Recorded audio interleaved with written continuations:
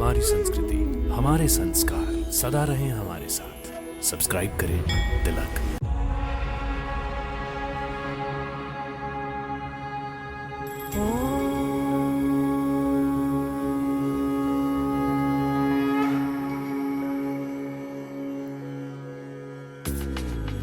शुक्लांबरधरं विष्णुं शशिवर्णं चतुर्भुजं प्रसन्नवदनं ध्यायेत् सर्वविघ्नोपशान्तये।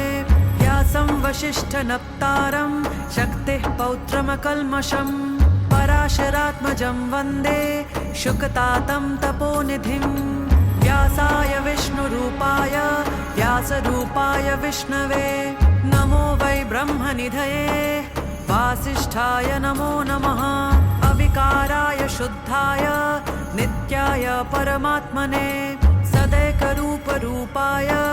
विष्णवे सर्वजिष्णवे। यस्य स्मरणमात्रेण जन्म संसारबन्धनात् विमुच्यते नमस्तस्मै विष्णवे प्रभविष्णवे। ॐ नमो विष्णवे प्रभविष्णवे। श्रीवैशम्पायन उवाच श्रुत्वा धर्मान् शेषेण पावनानि च सर्वशः युधिष्ठिरः शान्तनवं पुनरेवाभ्यभाषत। युधिष्ठिर उवाच किमेकं दैवतं लोके किं वाप्येकं परायणं स्तुवन्तः कं कमर्चन्तः प्राप्नुयुर्मानवः शुभम्। ओ धर्म सर्वधर्माणां भवतः परमो मतः किं जपन्मुच्यते जन्तुर्जन्म संसारबन्धनात्। श्रीभीष्मोवाच जगत्प्रभुं देवदेव मननन्तं पुरुषोत्तमं स्तुवन्नाम सहस्रेण पुरुषः सततोत्थितः तमेव चार्चयन् नित्यं भक्त्या पुरुषमव्ययम्। ध्यायन् स्तुवन् नमस्यन् च यजमानस्तमेव च। अनादिनिधनं विष्णुं सर्वलोकमहेश्वरं लोकाध्यक्षं स्तुवन् नित्यं सर्वदुःखातिगो भवेत्। ब्रह्मण्यं सर्वधर्मज्ञं लोकानां कीर्तिवर्धनं लोकनाथं महद्भूतं सर्वभूतभवोद्भवम्। एष मे सर्वधर्माणां धर्मोऽधिकतमो मतः यद्भक्त्या पुण्डरीकाक्षं स्तवैरर्चेन्नरः सदा। परमं यो महत्तेजः परमं यो महत्तपः परमं यो महद्ब्रह्म परमं यः परायणं। पवित्राणां पवित्रं यो मङ्गलानां च मङ्गलम् दैवतं देवतानां च भूतानां यो व्ययः पिता। यतः सर्वाणि भूतानि भवन्त्यादियुगागमे यस्मिंश्च प्रलयं यान्ति पुनरेव युगक्षये। तस्य लोकप्रधानस्य जगन्नाथस्य भूपते विष्णोर्नाम सहस्रं मे शृणु पापभयापहम्। यानि नामानि गौणानि विख्यातानि महात्मनः ऋषिभिः परिगीतानि तानि वक्ष्यामि भूतये। ऋषिर्नाम सहस्रस्य वेदव्यासो महामुनिः छन्दोनुष्टुप् तथा देवो भगवान् देवकीसुतः। अमृतांशुद्भवो बीजं शक्तिर्देवकीनन्दनः त्रिसामा हृदयं तस्य शान्त्यर्थे विनियुज्यते। विष्णुं जिष्णुं महाविष्णुं प्रभविष्णुं महेश्वरम् अनेकरूप दैत्यान्तं नमामि पुरुषोत्तमम्। अस्य श्रीविष्णोर्दिव्यसहस्रनाम स्तोत्रमहामन्त्रस्य श्रीवेदव्यासो भगवान् ऋषिः अनुष्टुप् छन्दः। श्रीमहाविष्णुः परमात्मा श्रीमन्नारायणो देवता अमृतांशुद्भवो भानुरिति बीजम् देवकीनन्दनः स्रष्ठेति शक्तिः उद्भवः शोभनो देव इति परमो मन्त्रः। शङ्खबृन्नन्दकी चक्रीति कीलकम् शार्ङ्गधन्वा गदाधर इत्यस्त्रम् रथाङ्गपाणिरक्षोभ्य इति नेत्रम् त्रिसाम सामागसामेति कवचम् आनन्दं परब्रह्मेति योनिः ऋतुः सुदर्शनकाल इति दिग्बन्धः श्रीविश्वरूप इति ध्यानम् श्रीमहाविष्णु प्रीत्यर्थे श्रीसहस्रनाम जपे विनियोगः ध्यानम् श्रीरोदन्वत्प्रदेशे शुचिमणिविलसत्सैकते मुक्तिकानां मालाक्लप्तासनस्थ स्फटिकमणिनिभैर्मौक्तिकैर्मण्डिताङ्गः शुभ्रैरभ्रैरदभ्रैरुपरि विरचितै मुक्तपीयूषवर्षैः आनन्दीनः पुनीयादरिनलिनगदाशङ्खपाणिर्मुकुन्दः भुः पादौ यस्य नाभिर्वियदसुरनिलश्चन्द्रसूर्यो च नेत्रे कर्णावाशाः शिरोधोर्मुखमपि दहनो यस्य वास्तेयमब्धिः अन्तस्थं यस्य विश्वं सुरनरखगो भोगीगन्धर्वदैत्यैः चित्रं रम्यते तं त्रिभुवन वपुषं विष्णुमीशं नमामि ॐ नमो भगवते वासुदेवाय शान्ताकारं भुजगशयनं पद्मनाभं सुरेशं विश्वधारं गगनसदृशं मेघवर्णं शुभाङ्गं लक्ष्मीकान्तं कमलनयनं योगिरिध्यानगम्यं वन्दे विष्णुं भवभयहरं सर्वलोकैकनाथं मेघश्यामं पीतकौशेयवासं श्रीवत्साङ्कं कौस्तुभोग्दासिताङ्गं पुण्योपेतं पुण्डरीकायताक्षं विष्णुं वन्दे सर्वलोकैकनाथं नमः समस्तभूतानामादिभूताय भूभृते अनेकरूपरूपाय विष्णवे प्रभविष्णवे सशङ्खचक्रं सकिरीटकुण्डलं सपीतवस्त्रं सरसीरुहेक्षणं सहारवक्षस्थलशोभिकौस्तुभं नमामि विष्णुं शिरसा चतुर्भुजम् छायायां पारिजातस्य हेमसिंहासनोपरि आसीनमम्बुदश्यायं मायताक्षमलङ्कृतं चन्द्राननं चतुर्बाहुं श्रीवत्साङ्कितवक्षसं रुक्मिणी सत्यभामाभ्यां सहितं कृष्णमाश्रये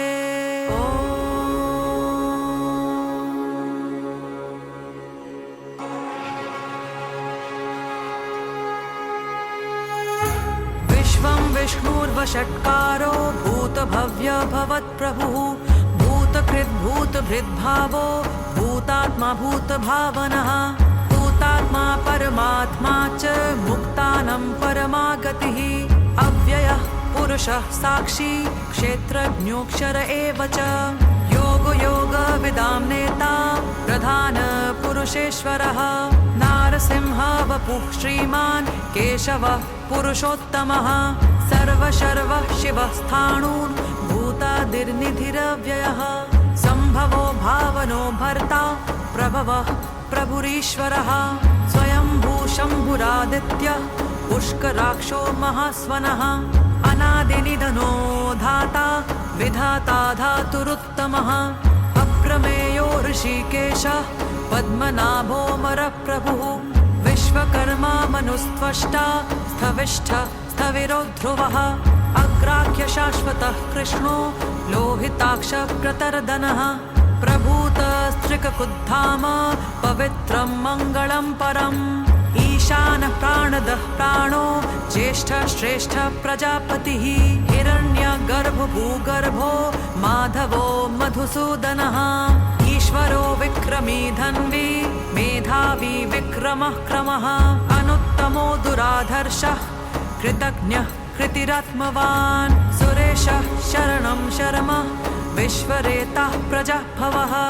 अहः संवत्सरो व्याळः प्रत्ययः सर्वदर्शनः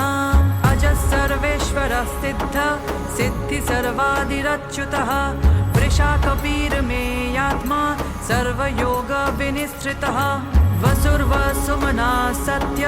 समात्मा संमितः समः अमोघ पुण्डरीकाक्षो वृषकर्मा वृषाकृतिः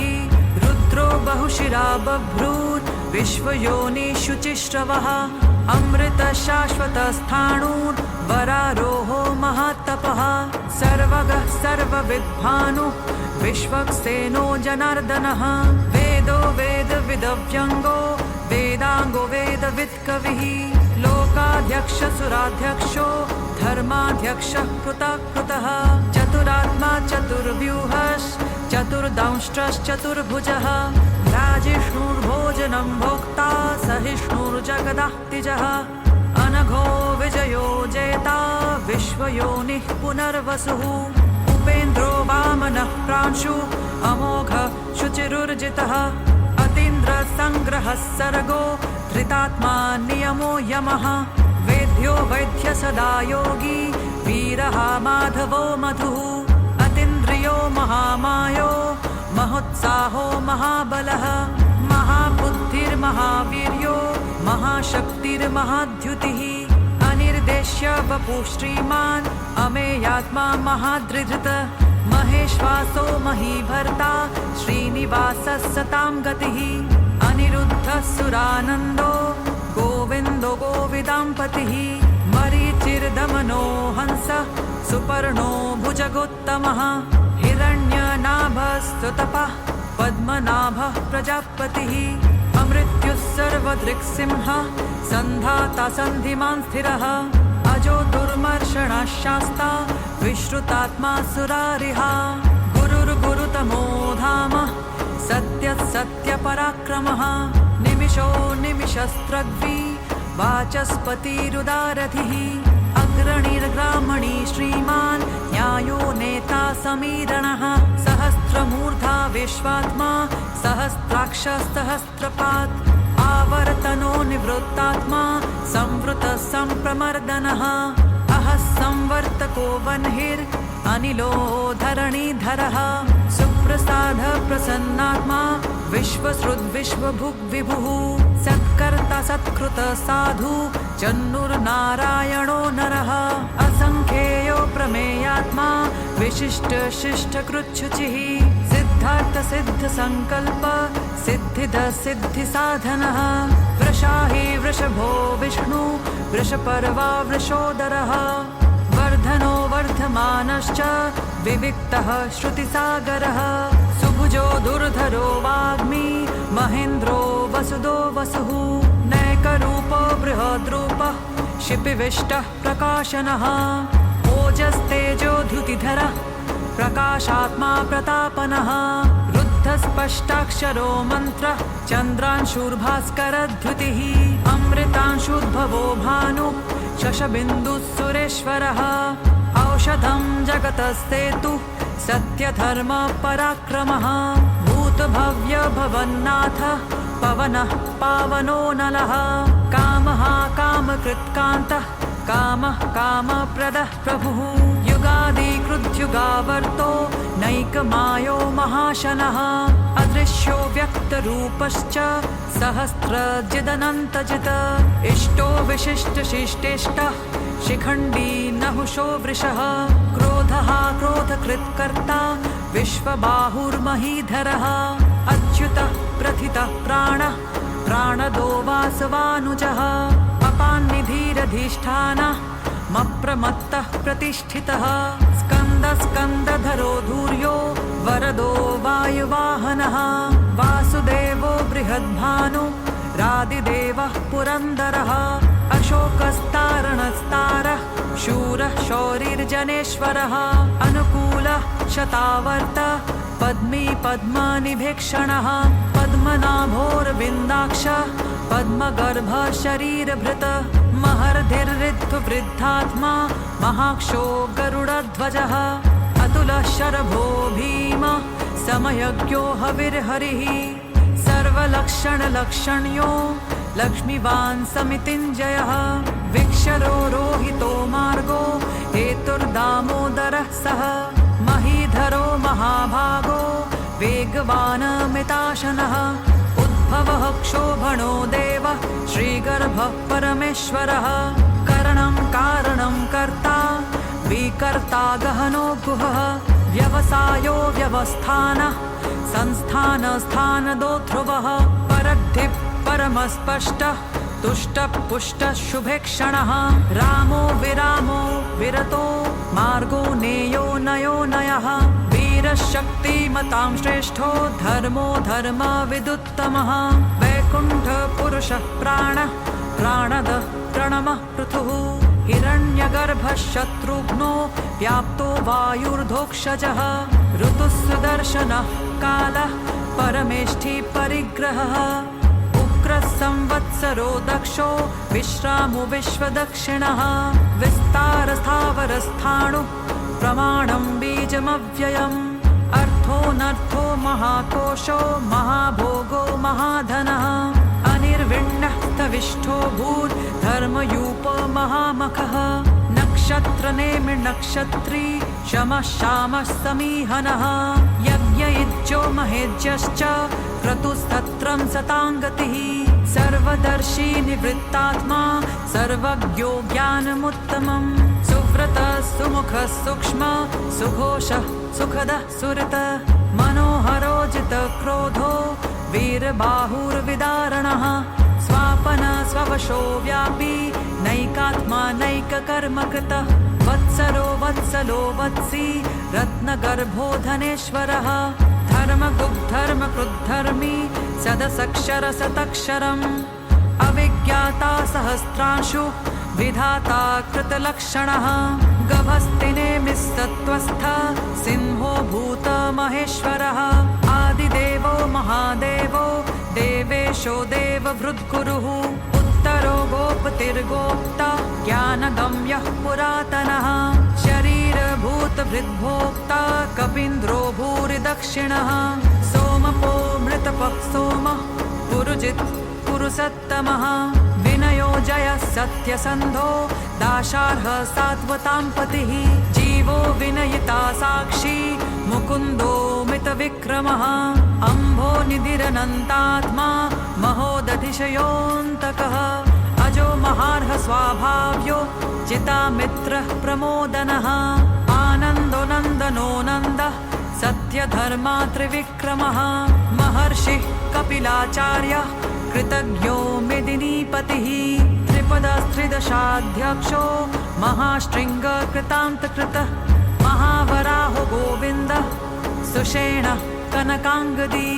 गुह्यो गभीरो गहनो गुप्तश्चक्रगदाधरः वेधास्वाङ्गोचितः कृष्णो दृढः सङ्कर्षणोच्युतः वरुणो वारुणो वृक्षः पुष्कराक्षो महामनः भगवान् भगहानन्दी वनमाली हलायुधः आदित्यो ज्योतिरादित्य सहिष्णुर्गतिसत्तमः सुधन्वा खण्डपरशुर्दारुणो द्रविणप्रदः दिविस्पृक् सर्वदृग्व्यासो वाचस्पतिरयो निजः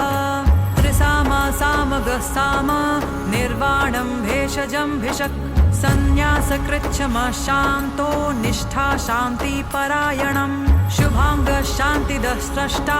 कुमुदः कुवलेशयः गोहितो गोपनिर्गोप्ता वृषभाक्षो वृषप्रियः अनिवर्ती निवृत्तात्मा संक्षेप्ताक्षेमकृच्छवः श्रीवत्सवक्ष श्रीवास श्रीपति श्रीमताम्बरः श्रीदः श्रीशः श्रीनिवास श्रीनिधि श्रीविभावनः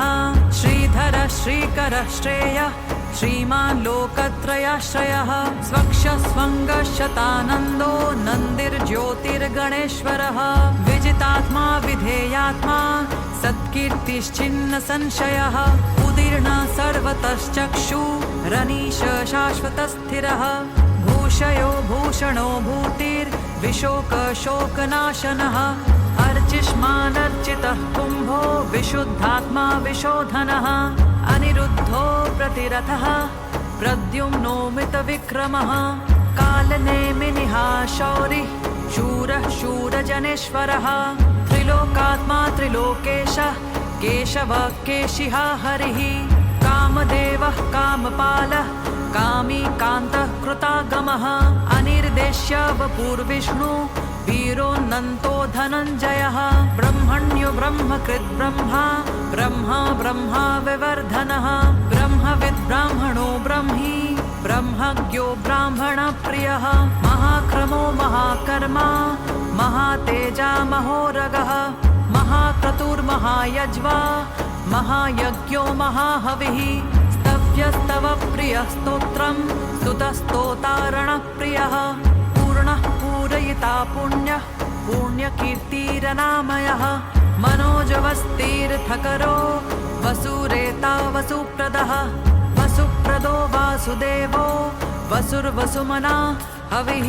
सद्गतिः सत्कृतिः सत्ता सद्भूतिः सत्परायणः शूरसेनो यदुश्रेष्ठः सन्निवासः सुयामुनः भूतावासो वासुदेव सर्वासुनिलयो नलः दर्पः दर्पदो दृप्तो दुर्धरोऽथापराजितः विश्वमूर्तिर्महामूर्ति दीप्तमूर्तिरमूर्तिमान् अनेकमूर्तिरव्यक्तः शतमूर्तिशताननः एकोनैकः सवः कः किं यत्तत्पदमनुत्तमम् लोकबन्धुर्लोकनाथो माधवो भक्तवत्सलः सुवर्णवर्णो हेमाङ्गो वराङ्गश्चन्दनाङ्गदी वीरः विषमः शून्यो घृताशीरचलश्चलः अमानी मानदो मान्यो लोकस्वामी त्रिलोकधृत सुमेधा मेधजो धन्यः सत्यमेधाधराधरः तेजो वृषोद्युतिधरः सर्वशस्त्रभृतांवरः प्रग्रहो निग्रहो व्यग्रो नैकशृङ्गो गदाग्रजः चतुर्मूर्तिश्चतुर्बाहुश्चतुर्व्यूहश्चतुर्गतिः चतुरात्मा चतुर्भावश्चतुर्वेद विदेकपात् समावर्तो निवृत्तात्मा दुर्जयो दुरतिक्रमः दुर्लभो दुर्गमो दुर्गो दुरावासो दुरारिहा शुभाङ्गो लोकसारङ्गः सुतन्तुस्तन्तुवर्धनः इन्द्रकर्मा महाकर्मा कृतकर्मा कृतागमः उद्भवः सुन्दरः सुन्दो रत्ननाभः सुलोचनः अर्को वाजसनिः शृङ्गी जयन्तः सर्वविजयी सुवर्णबिन्दुरक्षोभ्य सर्ववागीश्वरेश्वरः महाह्रदो महागर्तो महाभूतो महानिधिः कुमुदः कुन्दरः कुन्दः पर्जन्यपवनो निलः अमृताशोऽमृतवपुः सर्वज्ञ सर्वतोमुखः सुलभः सुब्रतः सिद्धः शत्रुजिच्छत्रुतापनः न्यग्रधो दुम्बरोऽश्वत्थः चाणूरान्ध्रनिषूदनः सहस्राक्षी सप्तजिह्वः सप्तधा सप्तवाहनः अमूर्तिरनघो चिन्त्यो भयकृद्भयनाशनः अणुर्बृहत्कृशस्थूलो गुणभृन्निर्गुणो महान् अधृतस्वधृतस्वास्य प्राग्वंशो वंशवर्धनः भारभृत्कथितो योगी योगिशः सर्वकामदः आश्रमश्रमणः श्रामः सुपर्णो वायुवाहनः धनुर्धरो धनुर्वेदो दण्डो दमयिता दमः अपराजितः सर्वसहो नियन्ता नियमो यमः सत्त्ववान् सात्विकः सत्य सत्यधर्मपरायणः अभिप्रायः प्रियार्होः प्रियकृत्प्रीतिवर्धनः विहाय सगतिर्ज्योति सुरुचिर्हुतभुग्विभुः रविर्विरोचना सूर्यः सविता रविलोचनः अनन्तहुतभुग्भोक्ता सुखदो नैकदोऽग्रजः अनिर्विण्णः सदामर्षि लोकाधीष्टानमद्भुतः सनातनात्तमः कपिलः कपिरव्ययः स्वस्तिदः स्वस्तिकृत् स्वस्ति स्वस्ति भुक् स्वस्ति दक्षिणः अरोद्रकुण्डलीचक्री विक्रम्यूर्जितशासनः शब्दातिगः शब्दसः शिशिरः शर्वरीकरः अक्रूरपेशलो दक्षो दक्षिणः क्षमिणाम्बरः विद्वत्तमो वीतभयः पुण्यश्रवणकीर्तनः उत्तारणो दुष्कृतिः पुण्यो दुःस्वप्ननाशनः वीरः रक्षणः सन्तो जीवनः पर्यवस्थितः अनन्तरूपोऽनन्तश्रीर्जितमन्युर्भयापहः चतुरस्रो गभीरात्मा विदिशो व्यादिशो दिशः अनादिभूर्भुवो लक्ष्मी सुवीरो रुचिराङ्गदः जननो जनजन्मादि भीमो भीमपराक्रमः आधार निलयो धाता पुष्पहासः प्रजागरः ऊर्ध्वगः सत्पथाचारः प्राणादः प्रणवः पणः प्रमाणं प्राणनिलयः प्राणधृत् प्राणजीवनः तत्त्वं तत्त्वविदेकात्मा जन्म मृत्युजरातिगः भूर्भुवः स्वस्तरुस्तारः सविता प्रपितामहः यज्ञो यज्ञपतिर्यज्वा यज्ञाङ्गो यज्ञवाहनः यज्ञभृद्यज्ञकृद्यग्नि यज्ञभुग्यज्ञसाधनः यज्ञान्तकृद्यज्ञगुह्य मन्नमन्नाद एव च आत्मयोनिः स्वयं जातो वैखानः सामगायनः देवकीनन्दनः स्रष्टा क्षितीश पापनाशनः शङ्खभृन्नन्दकी चक्री शाङ्गधन्वा गदाधरः रथाङ्गपाणिरक्षोभ्य सर्वप्रहरणायुधः श्रीसर्वप्रहरणायुध ॐ नमो इति वनमाली गदिशाङ्गी शङ्खी चक्री च नन्दकी श्रीमान्नारायणो विष्णुर्वासुदेवोऽभिरक्षतु श्रीवासुदेवोऽभिरक्षतु ॐ नमो इति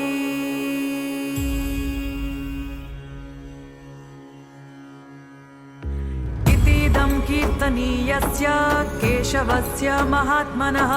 नाम्नां सहस्रं दिव्यानामशेषेण प्रकीर्तितं ययिदं शृणुयान् नित्यं यश्चापि परिकीर्तयेत् नाशुभं प्राप्नुयात् किञ्चित् सोमुत्रेह च मानवः वेदान्तगो ब्राह्मणः स्यात् क्षत्रियो विजयी भवेत् वैश्यो धनसमृद्ध्यः स्यात् क्षुद्रसुखमवाप्नुयात् धर्मार्थी प्राप्नुयात् धर्ममर्थार्थी चार्थमाप्नुयात् कामान् वाप्नुयात् कामी प्रजार्थी चाप्नुयात् प्रजा भक्तिमान् यः सदोत्थाय शुचिस्तद्गतमानसः सहस्रं वासुदेवस्य नाम्नां मे तत्प्रकीर्तयेत् यशः प्राप्नोति विपुलं ज्ञाति प्राधान्यमेव च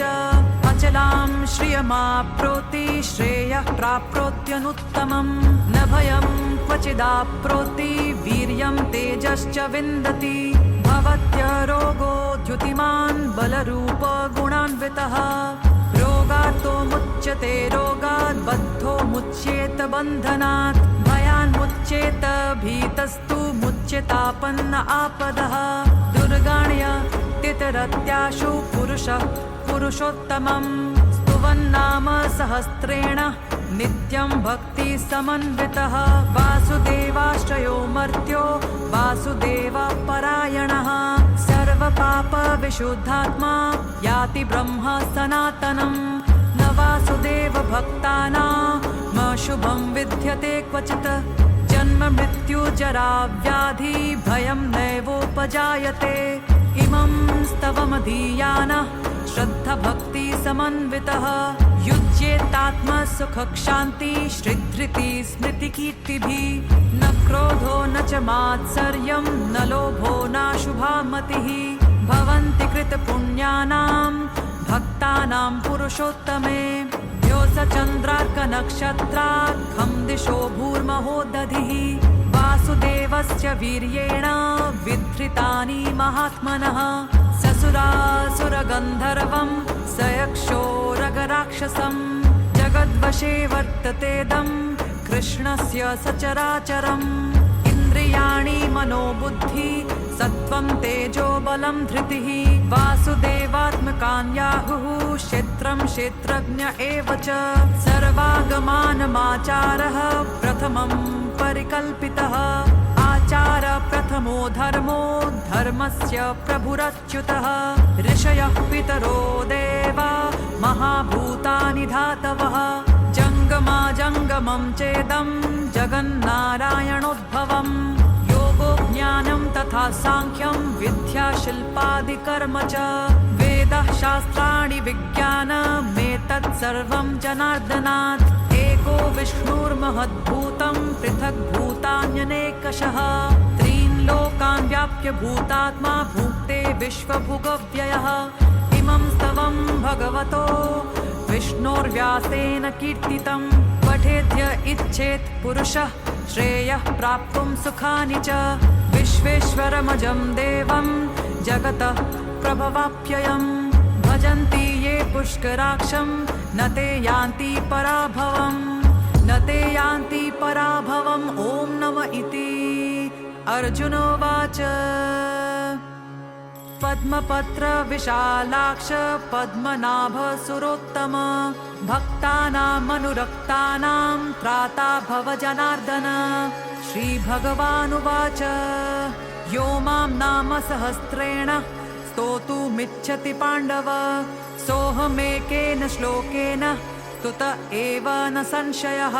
स्तुत एव न संशय ॐ नमो इति व्यास उवाच वासनाद्वासुदेवस्य वासितं ते जगत्त्रयम्